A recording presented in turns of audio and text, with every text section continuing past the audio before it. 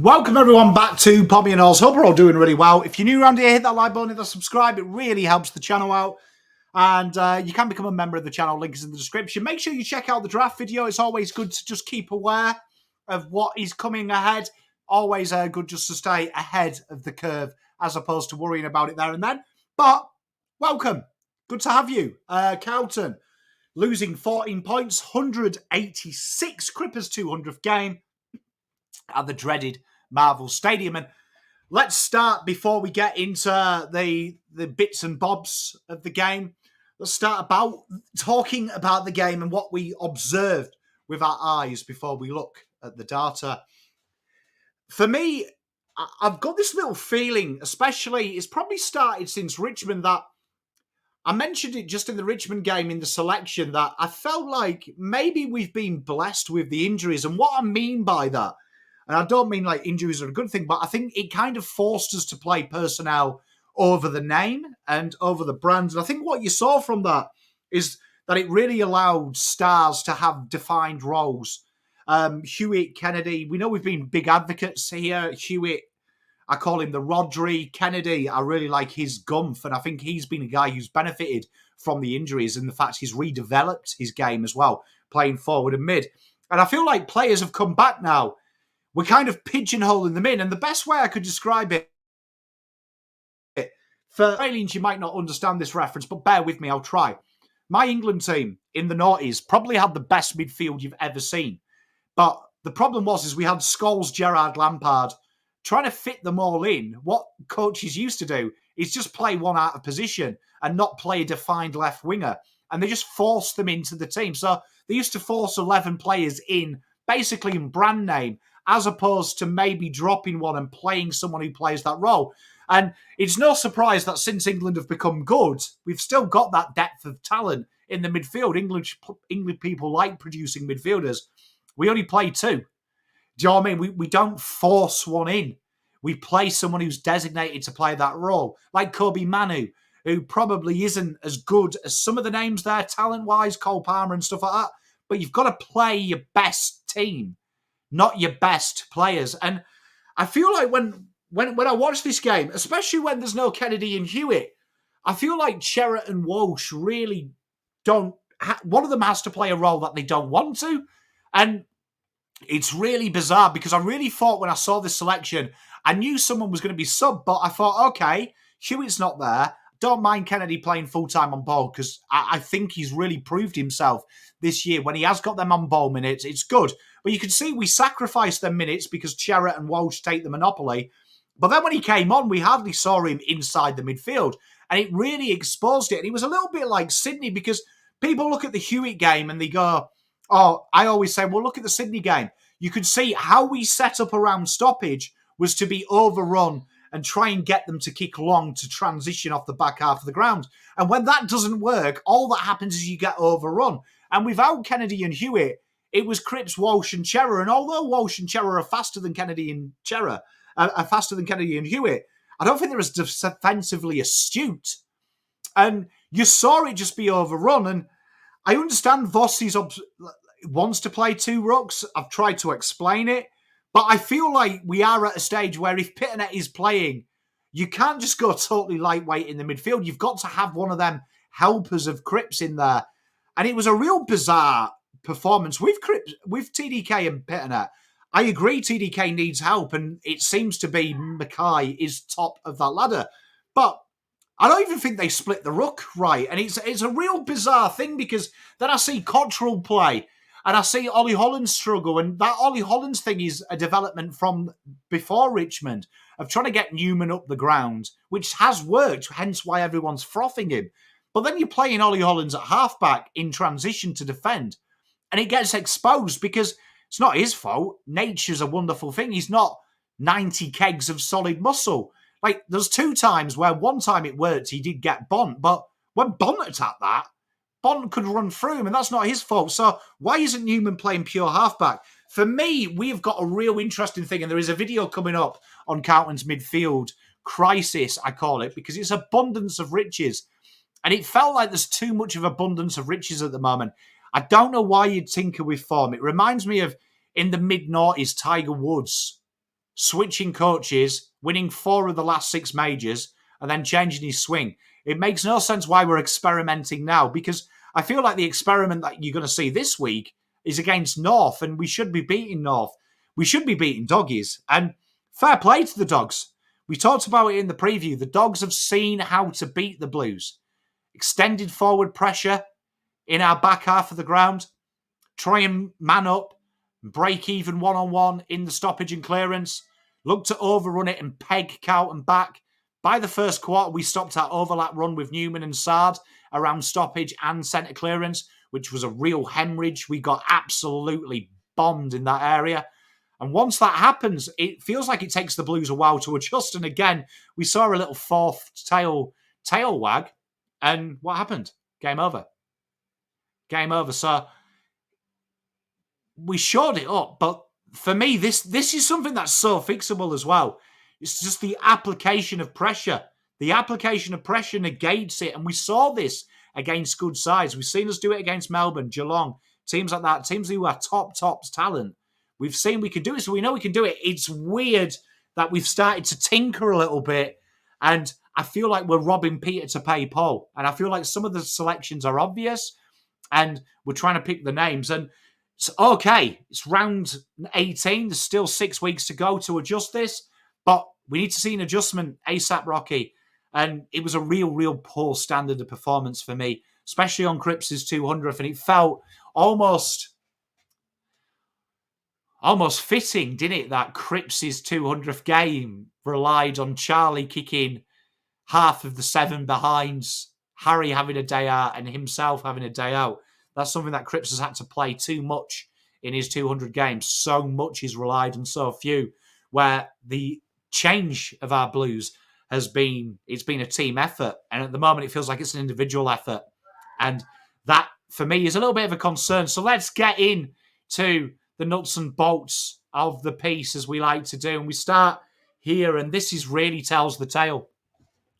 Talks about stoppage game. We have to break even as a bare minimum to improve as a football side. And when you're 15 down from stoppage, it's no surprise. And it felt really hard to shore it up.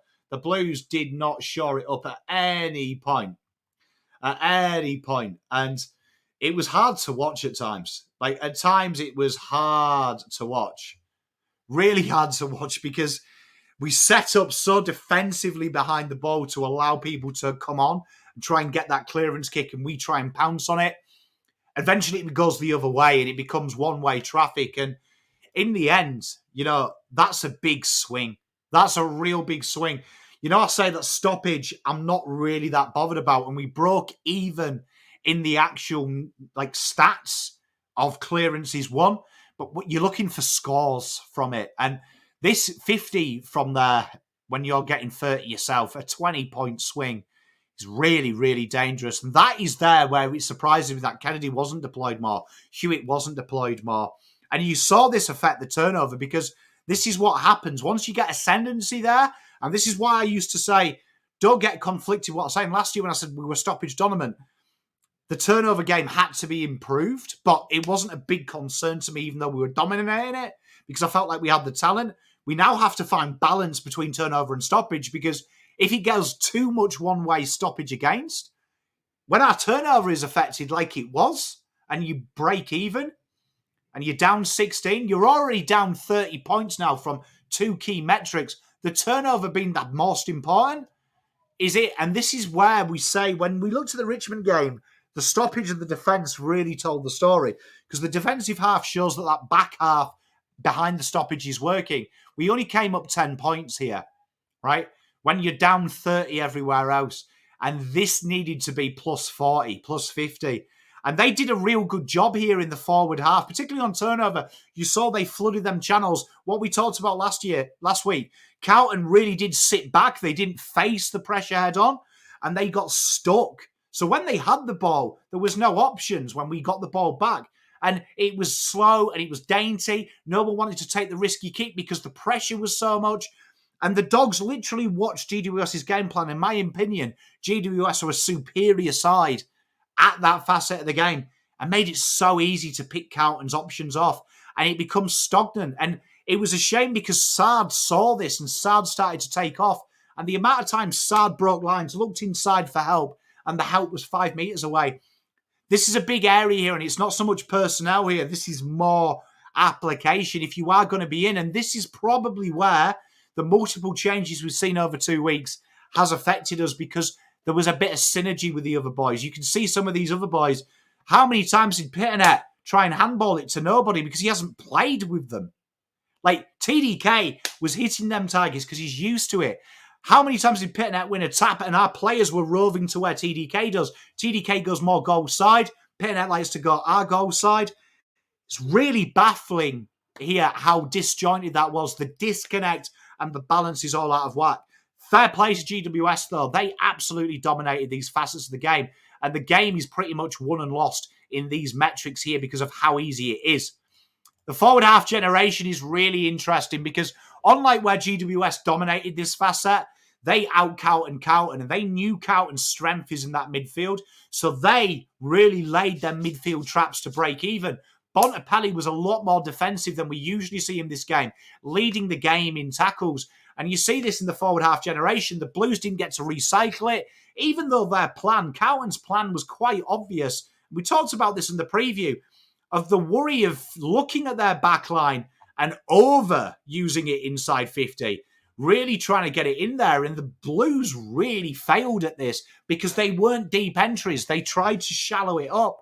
And Buku Kamis and Rory Lobb eventually got in. You had to break them early. Once they got comfortable, the pressure had to be there and you're focusing on their kicking skills. And it wasn't there. It was way too easy for them to exit the back half of the ground at times. And this is a big telling thing. Once Carlton readjusted without Hewitt or Kennedy, the centre bounce, it became one-way traffic, and Liberatore and Bontempelli really tore this apart. Real interesting in the first quarter, these numbers were a lot different, and the Blues looked quite comfortable, and that was because Cincotta was tagging Bontempelli. Now, I reckon the game plan changed when there was Trelawney out, and you could see that Cincotta did a really good job on Bontempelli, and what this did is it worked perfectly without Kennedy and Hewitt in there, because it meant Cripps only had to worry about one person, Liberatore. And we saw Cripps was quite stellar in this avenue, and you could see something was building in the first half, particularly around clearance and stoppage when that tag was on. This tag was changed to Bailey Dale, which for me, I thought was the big mistake, the first mistake, because Bailey Dale, he's a great player, but forward pressure negates it and good midfield pressure negates it. If you take away his options, he's going to have to kick long. We did this with Tom Stewart really, really effectively, of taking away them options, which made it hard for Stewart to impact. That was, for me, a big mistake. Matt Cottrell should have gone on him, or someone else should have gone and paid attention to Dale and kept that tag on Bont, made him accountable, because in the end, Bont managed to get ascendancy on the game.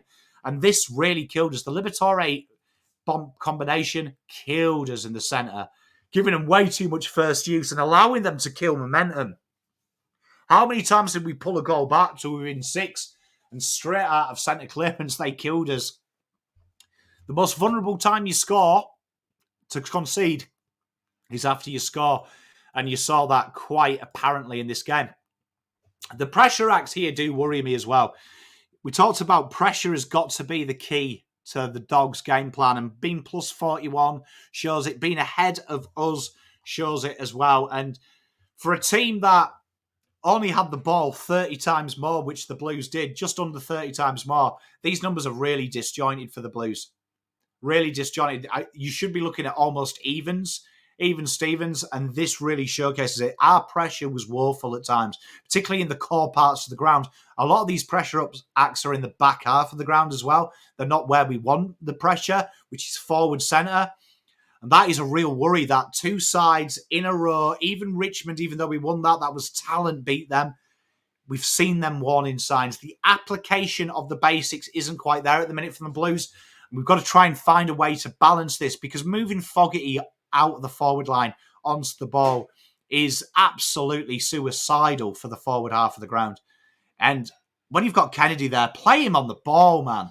You've got to play him on the ball. And the tackles here, the Blues won the tackle count, but they still improved their tackle count, and it's a big margin.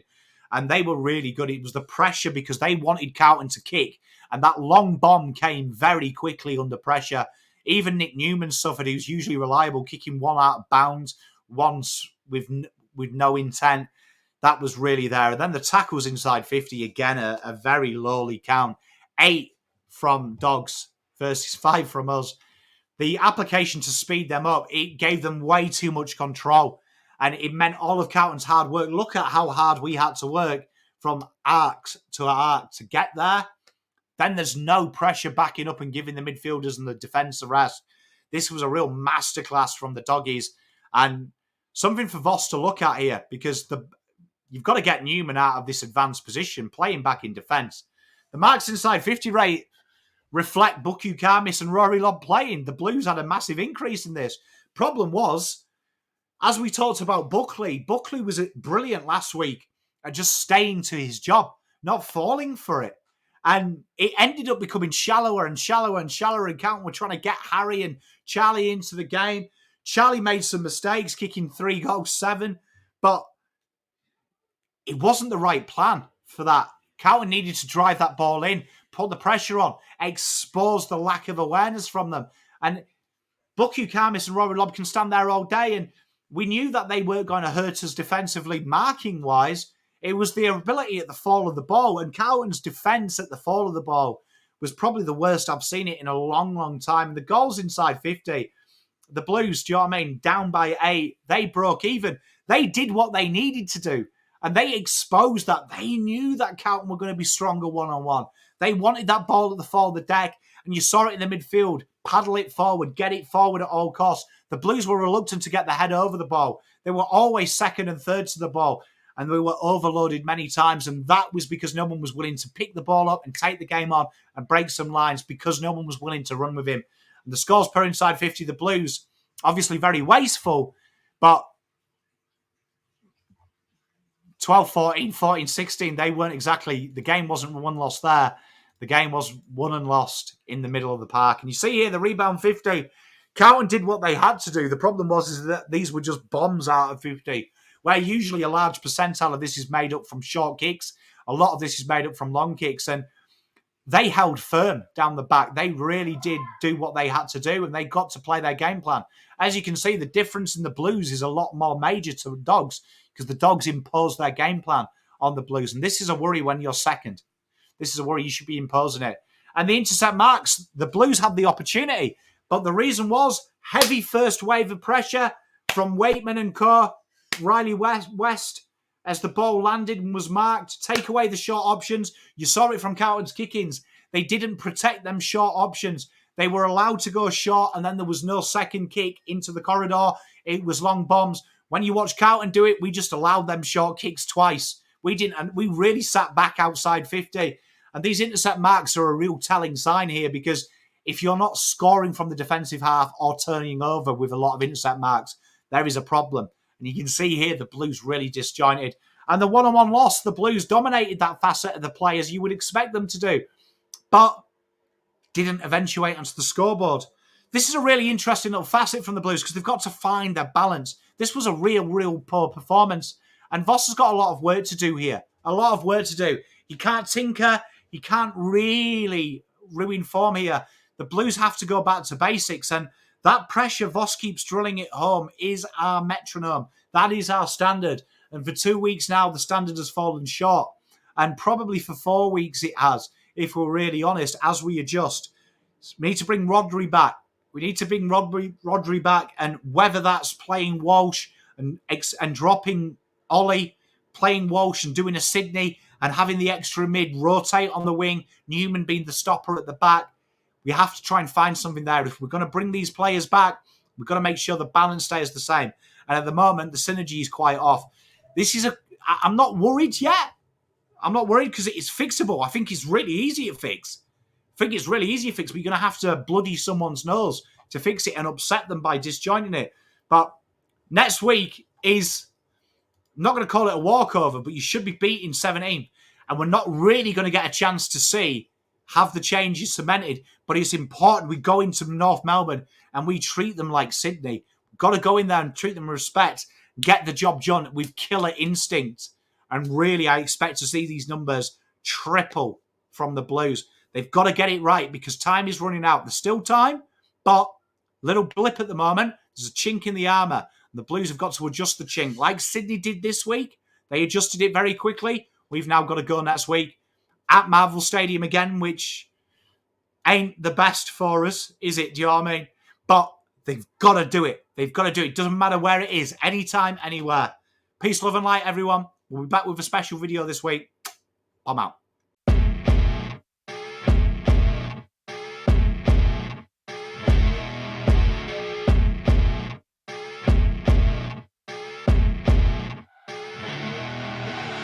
I see her rolling up, Uber black Cadillac, high heel boots and a sexy body full of tats. Baby's bad, oh